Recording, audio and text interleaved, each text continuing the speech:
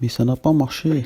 Des choses étranges commencent à se passer. Nous avions pris l'habitude de nous réunir autour de la table le soir pour discuter la Bible et la rédemption. Mon père a vu sa Bible.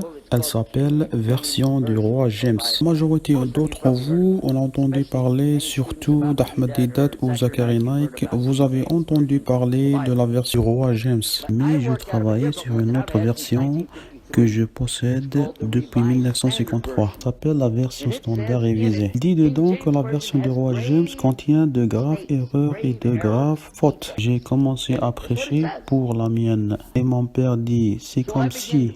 Je dis non, c'est comme ça. Maintenant, ma femme vient avec sa Bible de Jimmy Swaggart. Ça s'appelle La bonne nouvelle pour l'homme moderne. Totalement différente. Vous n'y reconnaissez plus la Bible. Le prêtre catholique possède une autre Bible. Une Bible plus vieille, avec 73 livres, alors que nous n'avons que 66 livres. Et elles, ce ne sont pas les mêmes versets. Ça ne ressemble pas du tout. Et je n'avais jamais connu ça jusqu'à ce jour. Et il dit ceci, je dis cela. Mon père dit autre chose, ma femme dit autre chose.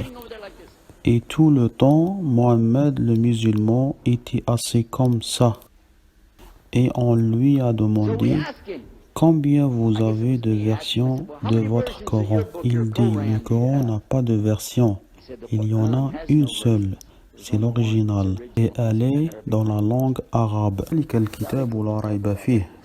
C'est le livre au sujet duquel il n'y a aucun doute.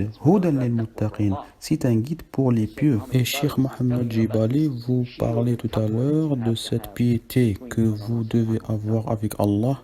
Exalté soit-il. Seulement certaines personnes vont avoir la guidance Huda de ce Coran. Ce sont ceux qui ont la taqwa, piété. Donc lorsqu'il nous dit que le Coran est un, cela me faisait haine. Vous savez ce que je pensais? Il ment. J'étais sûr qu'il mentait car il pouvait voir le problème qu'on avait. Il a donc juste inventé tout ça. Et je connaissais pas l'arabe en ce moment. Donc je savais pas quoi dire. Et il a laissé passer cela. Il n'a pas essayé de prêcher. Puis il a mis un grand doute dans ma tête. Nous avons tous ces livres alors qu'il n'y en a qu'un seul. La Raïba fi. Aucun doute à son sujet. Une autre fois, nous avions une autre discussion qui allait venir. Et je lui ai dit, je veux être capable d'expliquer la Trinité. Il dit, mais tu connais la Trinité? Je dis, oui, je connais, et je connais le concile de Nicée lorsque, mais je veux expliquer la Trinité afin que l'être humain puisse la comprendre. Il dit, ok, c'est comme une pomme, tu prends une pomme, elle possède une peau, à l'intérieur le trognon, à l'intérieur le pépin, ok? Trois choses, une seule pomme, et voilà. Je rentrais chez moi, j'allais parler à ce musulman de la Trinité. Mais sur le chemin, je me souviens de ses arguments avec moi, sa manière de débattre avec moi. Je dis, il va sûrement me contredire. Dès que je dirai pépin, il va me dire, il y en a plus qu'un. Ça pourrait être 7 ou 8 ou 9 ou 10 dieux. J'ai dit, ça va pas fonctionner comme ça. Je vais revenir et essayer une autre fois. Je suis donc revenu et j'ai dit au prédicateur, que se passe-t-il s'il y a plus d'un pépin à l'intérieur? Il dit ok. Je lui dis réfléchis, il peut avoir un verre à l'intérieur. Que ferais-je de ça? Il dit ok, oublie la pomme. C'est comme un œuf. Utilise l'œuf. L'œuf possède une coquille à l'intérieur de l'œuf. Il y a le blanc à l'intérieur du blanc. Il y a le jaune. Trois, un seul œuf. Et voilà. Je dis c'est bon. Je commençais à rentrer chez moi encore une fois, mais ça m'a frappé. Attends un peu. L'œuf pourrait avoir deux jaunes. Dieu devient quatre juste avec ça. En plus, il pourrait être pourri. Je ne vais plus lui demander. Une fois dans le marché, j'ai rencontré quelqu'un et commencé à discuter avec lui, car j'avais entendu quelque chose que Mohammed nous avait dit sur le fait qu'en islam Dieu est un. Donc je disais à ce mec, tu sais, j'ai des doutes sur la Trinité. Il dit, toi, un prédicateur, tu as des doutes sur la Trinité?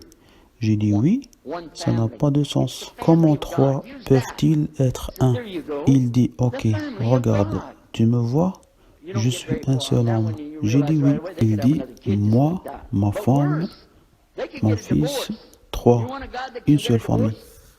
C'est la famille de Dieu. Utilise ça. J'ai dit, c'est ça, la famille de Dieu. Vous pourrez vous rendre compte sur le champ qu'ils peuvent avoir un autre enfant. Même pire, ils peuvent divorcer. Vous voulez un Dieu qui peut divorcer? Au Texas, si vous divorcez, votre femme prend la voiture, la maison, votre chèque de retraite. Elle va prendre votre ordinateur et même votre email. Vous n'aurez plus rien. Et je ne veux pas un Dieu qui pourrait avoir un verre à l'intérieur. Je ne veux pas un Dieu qui peut être pourri. Je ne veux pas un Dieu qui peut divorcer. Je veux expliquer cette Trinité de la bonne manière. Et nous voilà. Le sujet est arrivé. La Trinité. Et voilà le prêtre qui nous dit que c'est comme une pomme. Je faisais non. Non. Famille de Dieu, oublie ça. Je sais ce qui va se passer. On a demandé à Mohammed, que dites-vous à propos de Dieu? Ah, il a répondu, à votre avis. Il a dit, il est Allah unique. Allah le seul être imploré pour ce que nous désirons. Il n'y a jamais engendré, n'a pas été engendré non plus.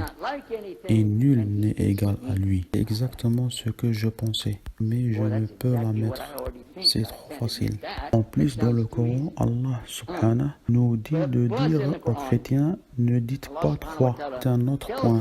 Je vais sortir de l'histoire une petite minute pour vous montrer une chose. Nulle part dans l'Ancien Testament, la Torah ou le Zabour, les psaumes ou l'Injil, le Nouveau Testament, nulle part dans la Bible, vous trouvez le mot Trinité.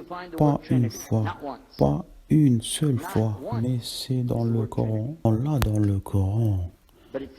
Dites-leur de ne pas dire Trinité et ne dites pas trois. Coran. Ils ne l'ont pas et Allah dit. Ne le dites pas. Devine quoi d'autre. Le mot Bible n'est pas dans la Bible. Bible vient du grec. Cela signifie biblio ou livre.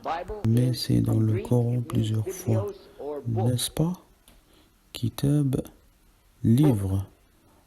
Al-Kitab, genre de livre. Nous trouvons dans la Bible un manque. Ils en parlent et le Coran l'explique. En fait, je trouve qu'avec le Coran, je peux mieux expliquer la Bible, car cela m'explique les choses que je trouvais difficiles d'expliquer. Donc, dans mon esprit, regardez ce que j'ai fait. J'ai commencé à réaliser que ce qu'il disait était vrai, mais je ne l'ai jamais admis. Au lieu de ça, je prenais ceci et je le mixais. Et lorsque j'allais à mon prochain speech, je vais dire voilà.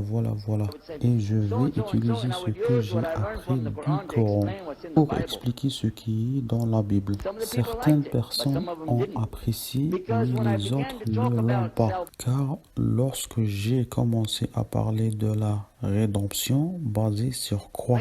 Et la Bible vous dit, il n'y a pas de sauveur à part Dieu. Cela dit très clair, Jésus n'est pas votre sauveur. C'est Dieu votre sauveur. Lorsque j'ai trouvé ça, j'ai dit ok, je vais essayer un autre moyen pour l'expliquer. Chaque chose que j'apprenais, j'essayais de changer la manière dont je présentais les choses. J'avais besoin de faire quelque chose. Je pouvais voir clairement que Dieu est un. Je lui ai donc dit d'oublier l'histoire de Trinité. Mon père n'y a jamais cru en tout ça. Il n'avait donc pas de problème avec ça.